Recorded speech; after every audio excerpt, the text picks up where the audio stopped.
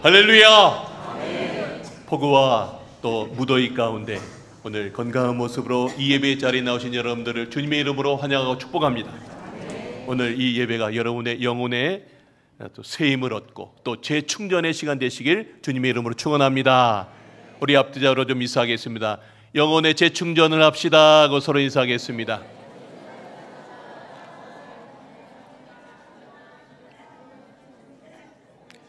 네, 오늘 할렐루야 찬양대 또 시온 관악대 찬양 너무나 우리의 마음을 귀하게 마음을 열게 했죠.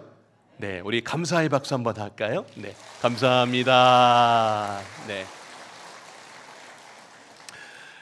자, 오늘 설교 제목은 믿음이 여는 기도의 물고입니다. 한번 따라하겠습니다. 믿음이 여는 기도의 물고. 우리는 지금 민족과 교회 역사 속에서 아주 중요한 물꼬를 터야 할 시점에 서 있습니다. 여러분, 물꼬를 턴다는 건 막혀있던 곳에 틈을 내어서 물이 흐르게 하는 것입니다.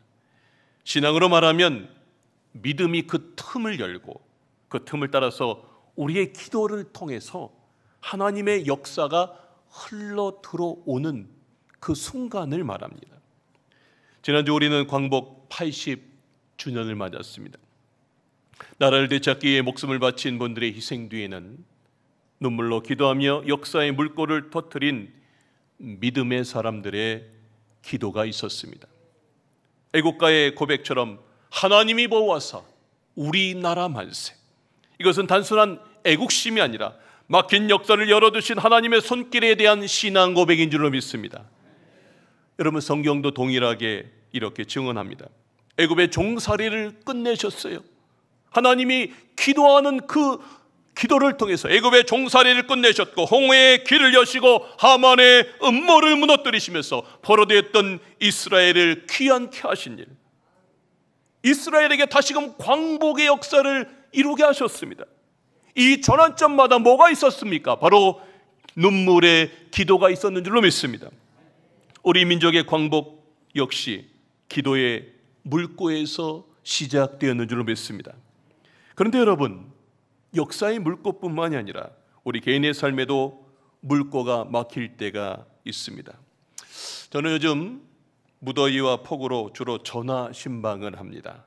그런데 신기한 것은 비슷한 어려움 속에서도 안녕하세요 권사님, 안녕하세요 집사님, 잘 지내셨어요? 그렇게 전화를 하다가 어떤 분은요, 비슷한 어려움 속에 있는데 어떤 분은 감사합니다, 목사님 감사해요, 하나님이 함께 하셔서 이 어려움을 내가 잘 이기고 있어요. 어떤 분이 이렇게 고백하는데요, 어떤 분은요, 목사님 말도 마요, 하루하루 버티기가 힘들어요, 죽겠어요, 죽겠어. 똑같은 환경인 것 같은데 결과는 전혀 달라요.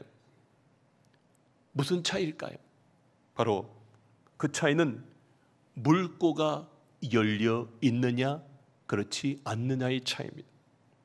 물꼬가 열리면 마른 땅이 살아나듯 기도의 물꼬가 열리면 똑같은 현실 속에서도 다른 열매를 맺는 줄로 믿습니다. 여러분, 오늘 핵심은 이것입니다. 기도가 역사를 움직입니다. 그러나 그 물꼬를 여는 것은 믿음입니다. 아멘이십니까? 한번 따라합시다. 기도가 역사를 움직입니다. 그러나 그 물꼬를 여는 것은 믿음입니다. 아멘이십니까? 자, 오늘 이 메시지를 전하려고 합니다. 이제 본문 속으로 들어가 보겠습니다. 자, 오늘 본문의 말씀은 무대의 배경은 두 곳이에요. 하나는 산 위고 하나는 산 아래예요.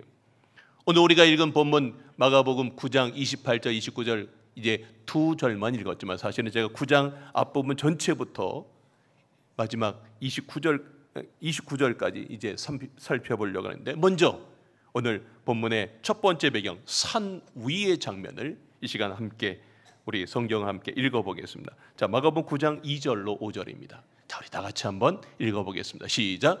엿새 후에 예수께서 베드로와 야고보와 요한을 데리시고 따로 높은 곳에 올라가셨더니 그들 앞에서 변형되사 그 옷이 광채가 나며 세상에서 빨래하는 자가 그렇게 희게할 수 없을 만큼 매우 희어졌더라.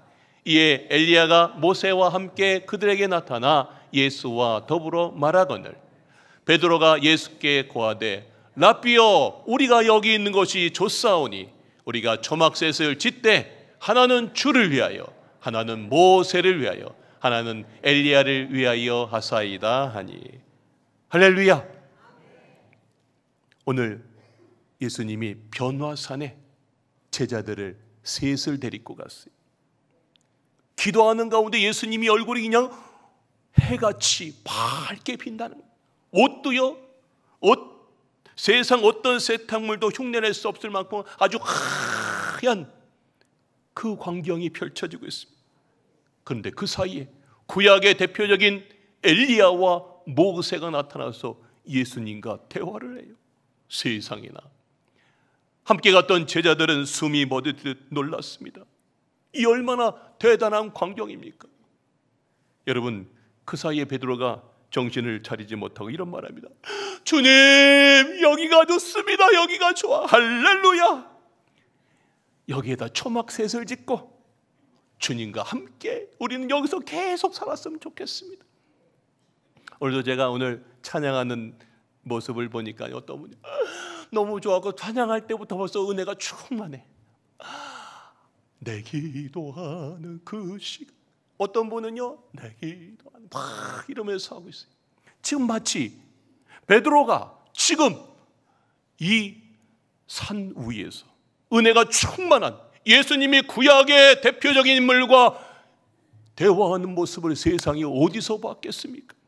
바로 그 순간 베드로가 너무나 좋아서 이렇게 고백한 거예요. 자, 그 순간 하늘에서 이런 소리가 들립니다. 마가복음 9장 7절입니다. 이는 내 사랑하는 아들이니 너희는 그의 말을 들으라. 야, 하늘 문이 열렸습니다. 하나님께서 이렇게 말씀하세요. 은혜 충만한 순간입니다. 성도 여러분, 이것이 산 위의 모습, 오늘 본문의 첫 번째 배경입니다. 하늘의 물고가 활짝 열리고 은혜가 쏟아지는 자리, 가슴이 뜨겁고 마음이 살아난 순간입니다. 저는 우리 예배 시간이 바로 그런 시간이 되기를 주님의 이름으로 축원합니다. 부흥회 때, 수련회 때, 기도원에 가서 우리가 이렇게 하나님을 깊이 만나는데, 우리가 오늘 매 순간 드려지는 이 예배 가운데도 하늘문이 열려지고 우리의 심령에 놀라운 하나님의 은혜가 충만하시길 주님의 이름으로 축원합니다. 이게 산 위의 첫 번째 배경입니다. 자, 두 번째 배경, 이제 산 아래 상황을 한번 살펴보겠습니다. 자, 마가복음 9장 14절 말씀입니다. 자, 우리 다 같이 한번 읽어볼까요? 시작. 이에 그들이 제자들에게 와서 보니 큰 무리가 그들을 둘러싸고 서기관들이 그들과 더불어 변론하고 있더라.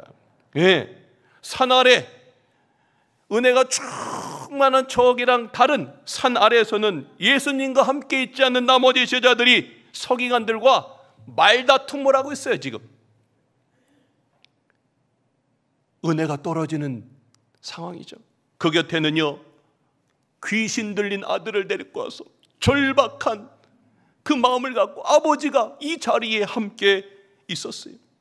자, 오늘 마가복음 9장 17절 18절 말씀 보겠습니다. 자, 무리 중에 하나가 대답하되 선생님, 말 못하게 귀신 들린 내 아들을 선생님께 데려왔나이다. 내가 선생님의 제자들에게 내쫓아달라 하였으나 그들이 능히 하지 못하더이다. 여러분, 지금 아버지는 귀신 들린 이 아들로 인해서 너무나 힘들었어요. 여러분, 마치 간질과 같이 입에 거품이 불고 이를 막 합니다. 온몸이 뻣뻣해져서 나중에는 푹 하고 쓰러집니다. 이 아이가 갑작스럽게 불 속에도 들어가고 물 속에도 들어갑니다. 이걸 보고 있는 아버지의 마음이 얼마나 괴롭겠습니까? 아버지는 그래서 예수님을 찾아온 거예요. 그 예수님을 찾아오면 해결될 줄 알고. 그런데 예수님 어디가 계세요? 저 산 위에 계셨던 거예요. 그래서 지금 이 상황 속에 제자들에게, 산 아래에 있는 제자들에게 부탁합니다.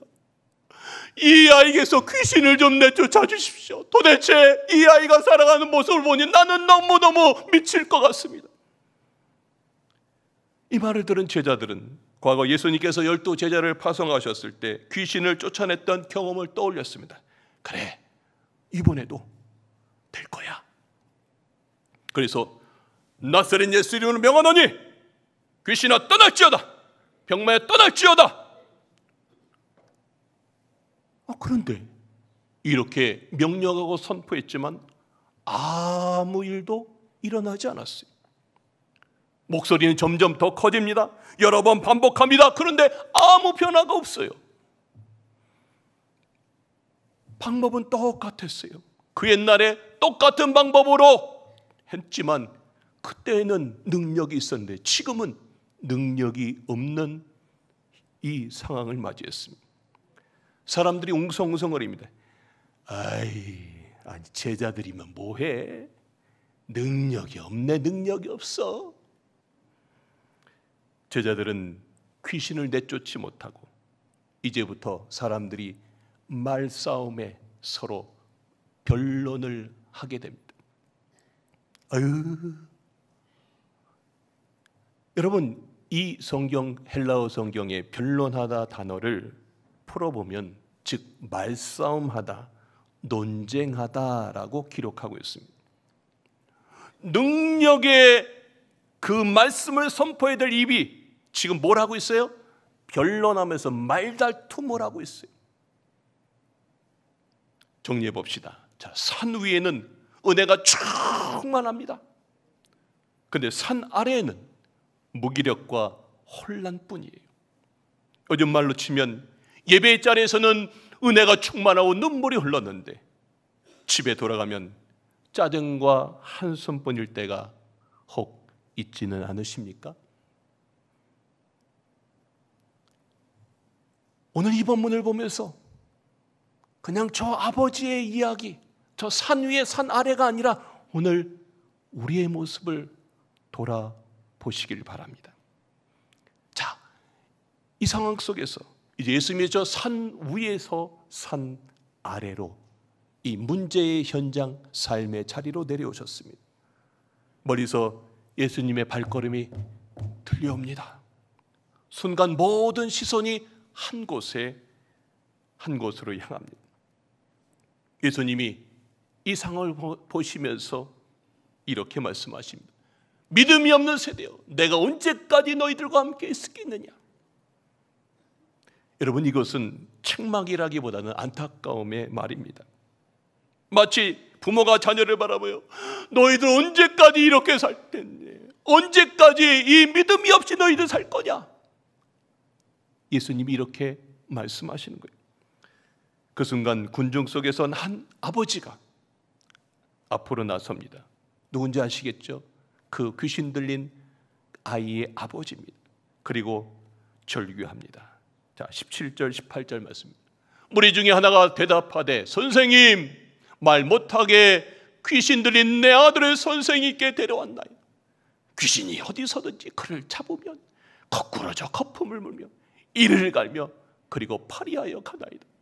내가 선생님의 제자들에게 내쫓아달라 하였으나 그들이 뭐 했다고요? 능히 하지 못하더이다. 귀신을 내쫓아달라 하는데 내쫓지 못했습니다 하고 지금 탄식하고 절규하는 거예요.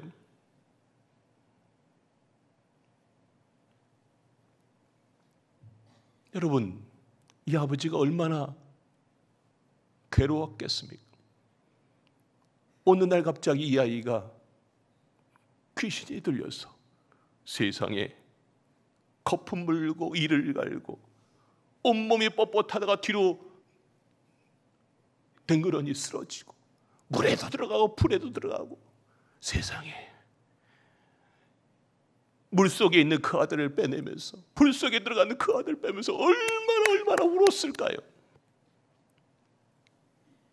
그리고 더 기가 막힌 것, 이제 해결하려고 여기에 와서 이제 이 마지막 해결점이라고 생각했는데 제자들한테 부탁했는데 뭐예요 지금? 아무것도 못했습니다 하고 지금 탄원하는 고백입니다. 그 말 속에는 실망과 원망 그리고 아주 작은 희망이 섞여 있습니다. 그리고 아버지가 아이를 예수님 앞으로 이제 데리고 옵니다. 이리 와. 그런데 마지막으로 귀신이 마지막 발악을 합니다. 마치 썩은 물이 막힌 물고에서 한꺼번에 터져나오듯 아이가 땅에서 거품을 불고 막 경련하고 난리가 났습니다. 자, 바로 그때 예수님과 아버지의 대화가 이어집니다. 자, 오늘 21절 22절 말씀입니다. 예수께서 그 아버지에게 물으시되, 자, 뭐라고 그러냐면 언제부터 이렇게 되었느냐. 참 예수님이 이 상황을 지금 딱하게 느끼시면서 물어봤어요.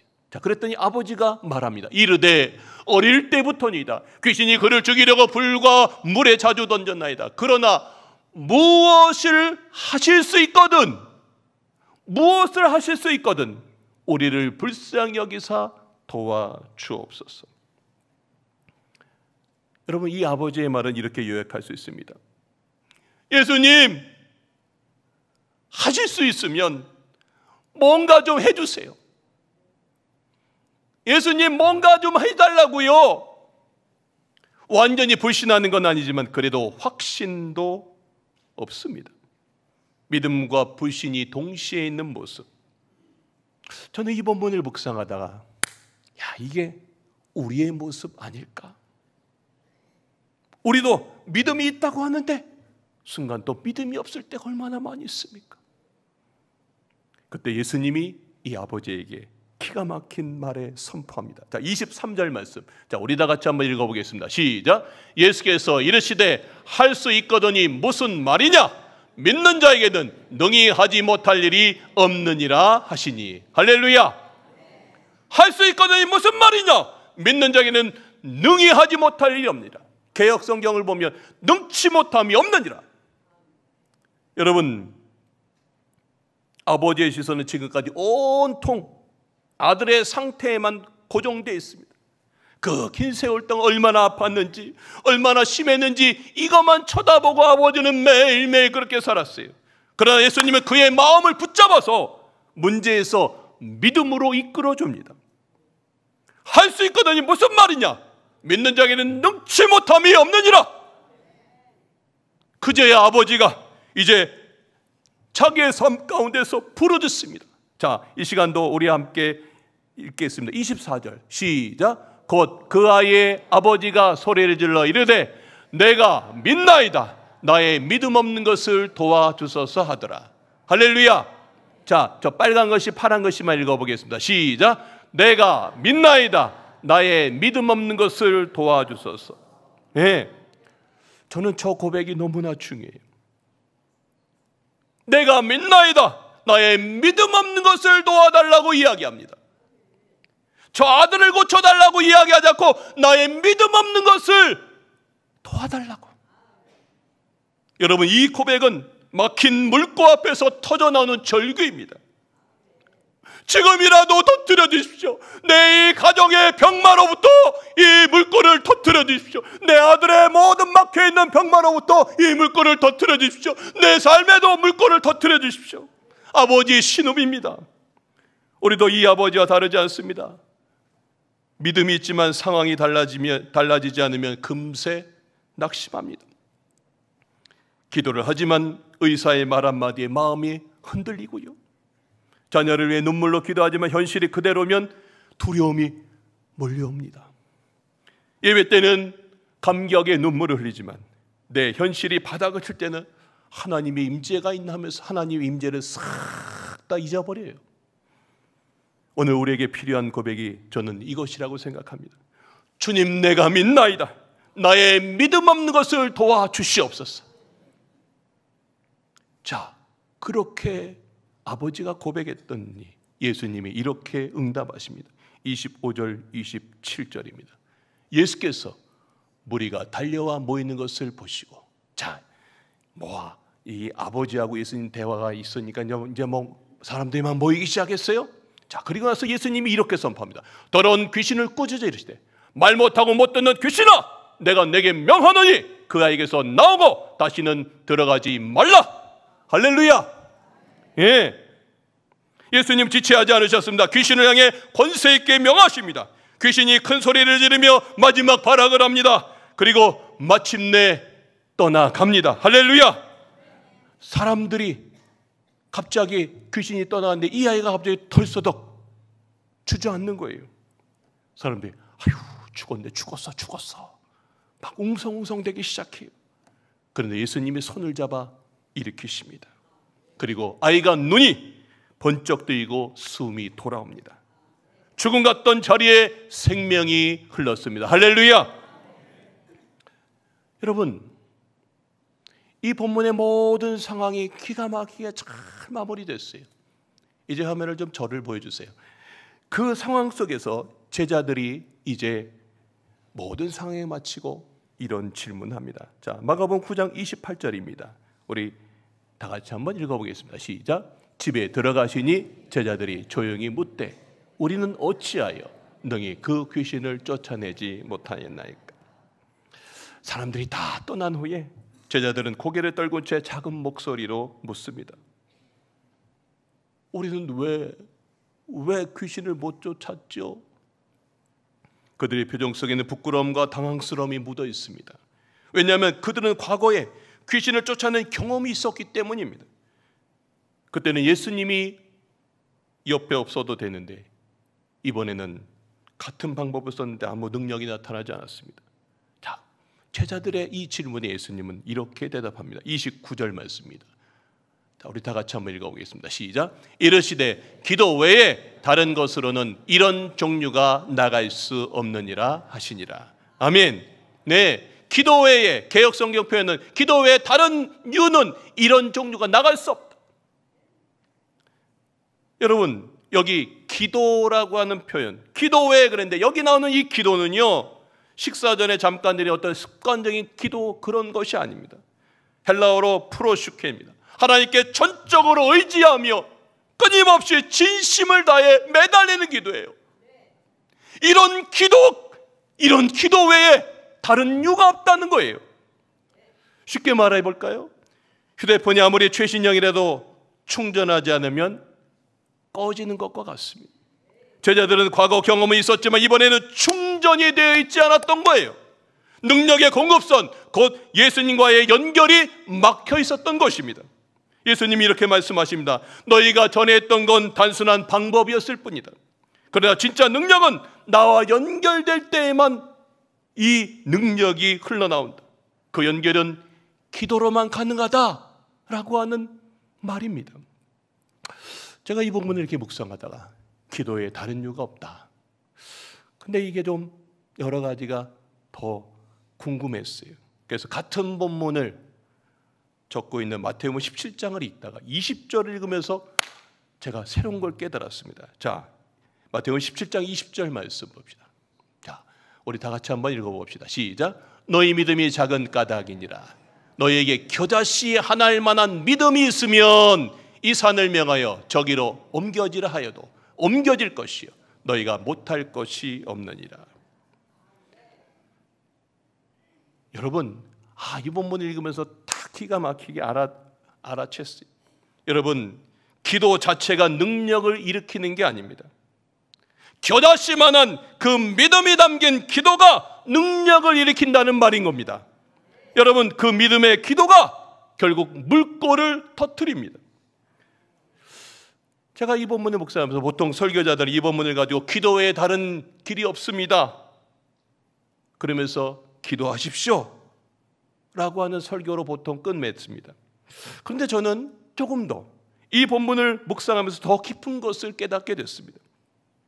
기도 자체가 중요한 것이 아니라 믿음이 담긴 기도가 어떻게 능력을 나타내는가를 보여주는 말씀입니다.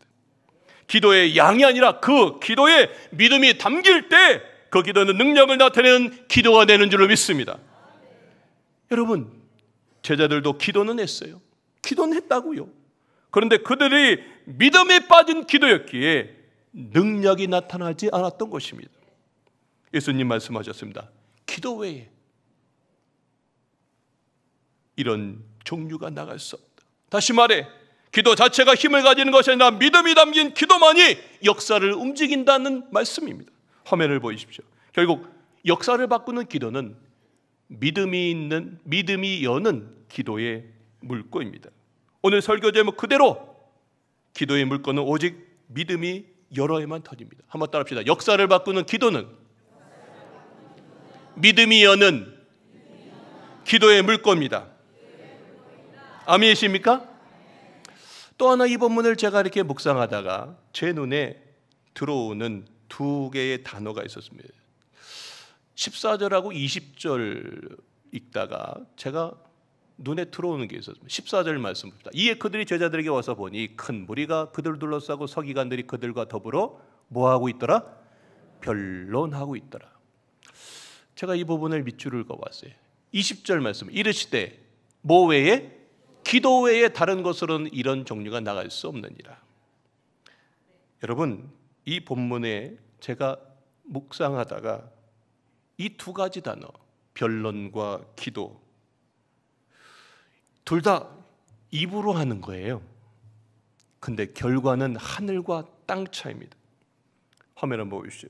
예수님 없는 삶은 변론으로 끝납니다. 사람과 싸우고 상황 탓하고 자기 주장만 해요. 예수님이 없으면 맨날 이렇게 사는 거예요. 그러나 예수님이 있는 삶은 기도로 열립니다. 하나님께 묻습니다. 하나님께 맡깁니다. 그리고 하나님께 맡기면서 기다리는 인생이 되는 것입니다. 할렐루야. 여러분 생각해 보십시오. 가정에서 기도 대신 변론, 즉 말다툼이 많으면 무엇이 남습니까? 상처와 갈등뿐입니다. 부부가 서로를 설득하려고 목소리를 높일수록 마음은 어떻게 될까요? 더 멀어집니다. 그러나 무릎을 함께 꿇으면 마음이 풀리고 하나님의 길이 보이는 줄로 믿습니다. 교회도 마찬가지입니다. 기도보다 회의가 많아지면 사람의 생각만 오가고 능력은 사라집니다. 그러나 기도하는 무릎으로 함께 부르짖을 때 교회는 다시 살아난 줄로 믿습니다. 사랑하는 여러분, 귀신은 논쟁이나 말로 나가지 않습니다. 환경도 질병도 인생의 깊은 문제도 변론으로는 맡기지 않습니다. 오직 기도만이 막힌 길을 여는 줄로 믿습니다. 그러므로 주님은 말씀하십니다. 기도 외에 이런 종류가 나갈 수 없느니라. 오늘 우리에게 주시는 메시지는 아주 간단합니다. 화면 보십시오. 변론을 멈추고 기도의 자리로 나가는 겁니다. 따라합시다. 변론을 멈추고 기도의 자리로. 자, 오늘 왜 우리에겐 이 변론만 많을 때가 많을까요? 성도 여러분, 주님이 빠진 자리에는요, 결국 내 생각이, 내 감정, 내 주장이 커집니다. 제자들도 그랬죠. 경험은 있었어요. 그런데 주님과 연결이 끊어지자 능력 대신 변론, 내 말만 남았어요. 우리도 피곤하고 마음이 조급하면 기도보다 말이 먼저 나옵니다. 설득하려고 목소리를 높이지만 마음은 더 멀어져요. 그래서 오늘 우리는 다시 연결되어야 됩니다. 누구한테요? 주님께 연결되시길 주님의 이름으로 축원합니다. 여러분, 그럼 믿음의 기도는 무엇입니까? 믿음의 기도는 내가 원하는 결과를 억지로 끌어내는 어떤 주문 같은 게 아닙니다. 문제의 중심에 예수님을 다시 모시는 기도예요. 내 시간표를 내려놓고 주님의 때와 방식을 신뢰하는 기도입니다. 기도하면 할수록 조급함은 내려지고, 그러면 그때부터 순종과 내 마음에 평안이 임하는 겁니다. 그때 하나님의 역사가 내 삶 가운데 흘러가는 줄 믿습니다. 자, 그럼 이걸 어떻게 시작할 수 있을까요? 제가 짧게 3가지 실천입니다. 첫 번째, 여러분의 인생 가운데에 어떤 문제가 있어요. 그럼 멈춰야 돼요. 첫 번째, 멈춰야 돼요. 그리고 염려와 변명을 잠깐 내려놓으세요. 두 번째, 고백해야 돼요. 주님, 내가 믿나이다. 나의 믿음 없음을 도와주옵소서. 여러분들 그렇게 하셔요. 그리고 세 번째는 의탁입니다. 문제의 주도권을 이제 주님께 드리는 거예요. 내가 이거 할 수 없어요. 주님, 이 일을 제 손에서 주님께 올려드립니다. 주님이 해결하여 주시옵소서. 주님의 기다림 내가 따르겠습니다. 여러분, 이렇게 하셔야 돼요. 기억하십시오. 예수님 없는 삶은 언제나 말다툼과 불평으로 기울어집니다. 그러나 예수님이 함께 하시는 삶은 기도로 능력이 흐르는 줄로 믿습니다. 꼭 기억하십시오. 하나님의 역사는 말이 아니라 기도의 무릎에서 시작됩니다. 지난주 우리는 광복 80주년을 지났습니다. 광복은 총칼이 아니라 36년의 어둠을 뚫고 터져나온 기도의 눈물이었습니다. 그 눈물이 역사의 흐름을 바꾸었습니다. 그리고 오늘 우리 시대에도 그 물줄기가 다시 흘러야 됩니다. 우리의 가정과 자녀와 교회와 이 나라 가운데에 하나님의 은혜의 물줄기가 터지시길 주님의 이름으로 축원합니다. 우리는 매주 예배에서 변화산의 은혜를 경험하고 돌아갑니다. 그러나 예배당 문을 나서는 순간 우리를 맞이하는 것은 산 아래의 현실입니다. 귀신 들린 아들을 붙잡고 울부짖었던 아버지처럼 문제와 한숨이 여러분과 저의 삶 가운데 기다리고 있어요. 저도 그렇습니다. 예배 때는요, 은혜가 충만하지만 예배가 끝나면 늘 산 아래의 일상이 저를 기다리고 있습니다. 회의와 갈등과 문제들이 밀려옵니다. 그때마다 저는 깨닫습니다. 물건은 한 번 트고 끝나는 게 아니라 날마다 내 삶에 끌어와야 돼요. 할렐루야. 예, 월요일, 화요일 아니면 시시때때로 내 모든 삶 가운데, 지난 일주일의 모든 삶 가운데에 주님의 은혜를 끌어오는 거예요. 저 산 위의 은혜, 예배의 은혜, 하나님의 은혜를 내 삶으로 끌어오시길 주님의 이름으로 축원합니다. 여러분, 오늘 이제 우리가 결단해야 됩니다. 기도의 물꼬를 예배당에 두지 마시고 삶 전체로 가져가시길 주님의 이름으로 축원합니다. 혹시 지금 막힌 물꼬 앞에서 한숨만 쉬고 있습니까? 바로 지금 주님이 우리에게 말씀하십니다. 할 수 있거든이 무슨 말이냐? 믿는 자에게 능치 못함이 없느니라. 우리를 부르시는 분은 지금도 살아계시고 천지를 창조하신 하나님이신 줄로 믿습니다. 그러니 믿음으로 무릎을 꿇고 함께 부르짖습니다. 내가 믿나이다. 나의 믿음 없음을 도와주옵소서. 그 순간 어떻게 될까요? 주님의 능력이 나의 삶에 흐르기 시작할 겁니다. 묶였던 것이 풀리고 닫혔던 것이 열리고 메마른 땅에 생수가 쏟아나는 줄로 믿습니다. 여러분의 가정에, 여러분의 자녀에, 이 나라, 이 모든 교회에 하나님의 은혜의 물꼬가 터지시길 주님의 이름으로 축원합니다. 결론의 말씀입니다. 서론에서 나눴던 전하신방 기억하시죠? 똑같은 현실인데도 누구는 감사롭고 누구는 한숨 짓습니다. 차이는 환경이 아니라 기도의 물꼬가 열려 있느냐였습니다. 물꼬가 열리면 절망은 소망으로, 불가능은 가능으로 바뀝니다. 주님이 말씀하십니다. 믿는 자에게는 능치 못함이 없다고. 기도 외에는 이런 종류가 없다고. 그러므로 오늘 이제 우리의 말을 줄이고 기도로 나갑시다. 우리 함께 고백합시다. 주님, 내가 믿습니다. 나의 믿음 없는 것을 도와주옵소서. 여러분, 이 믿음이 여는 기도의 물꼬가 여러분의 인생을 바꾸고 가정을 살리고 이 나라를 새롭게 하시길 주님의 이름으로 축원합니다.